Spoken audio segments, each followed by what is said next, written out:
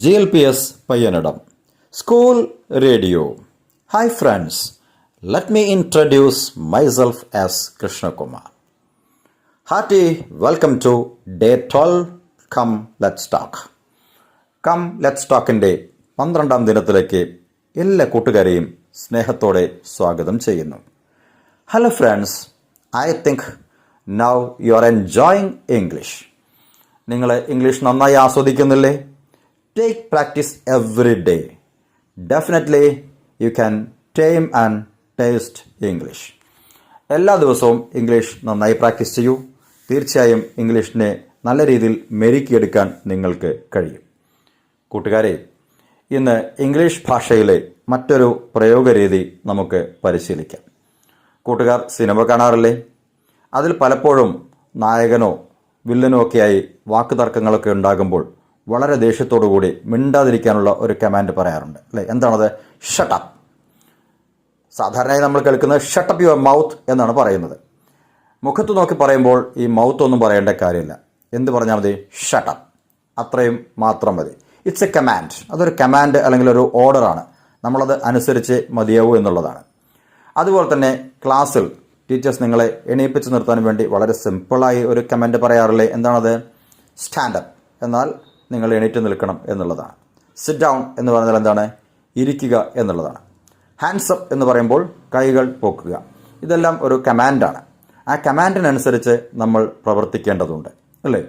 അതുപോലെ തന്നെ നമുക്കും ഇത്തരത്തിലുള്ള കാര്യങ്ങളൊക്കെ നമ്മുടെ ജീവിതത്തിൽ പ്രയോഗിക്കേണ്ടി വരാറുണ്ട് അല്ലേ? ടീച്ചേഴ്സ് പലപ്പോഴും പറയാറില്ലേ, ടേക്ക് എ ബുക്ക് എന്ന് പറഞ്ഞാൽ അതൊരു കമാൻഡ് അല്ലെങ്കിൽ ഒരു ഓർഡറാണ്. പുസ്തകം എടുക്കൂ എന്നുള്ളതാണ്. ഇനി വളരെ വിനയത്തോടു കൂടിയാണ് നിങ്ങൾക്കത് ഒരാളോട് പറയേണ്ടതെങ്കിൽ എന്താണ് പറയേണ്ടത്? പ്ലീസ് ടേക്ക് എ ബുക്ക് എന്ന് പറയുമ്പോൾ അതെന്തായി? ഒരു റിക്വസ്റ്റായി മാറി.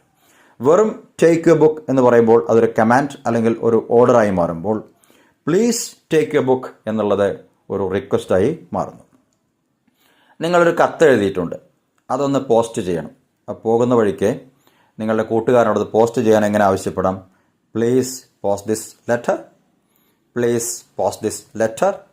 അങ്ങനെ വരുമ്പോൾ അത് അദ്ദേഹത്തോട് ആവശ്യപ്പെടുന്ന ഒരു റിക്വസ്റ്റാണ്. എന്നാൽ പോസ്റ്റ് ദിസ് ലെറ്റർ എന്ന് പറയുമ്പോൾ അതൊരു കമാൻഡാണ് അല്ലെങ്കിൽ ഒരു ഓർഡറാണ്. അത് നിർബന്ധമായും നമ്മൾ ചെയ്തേ മതിയാവൂ എന്നുള്ളതാണ്.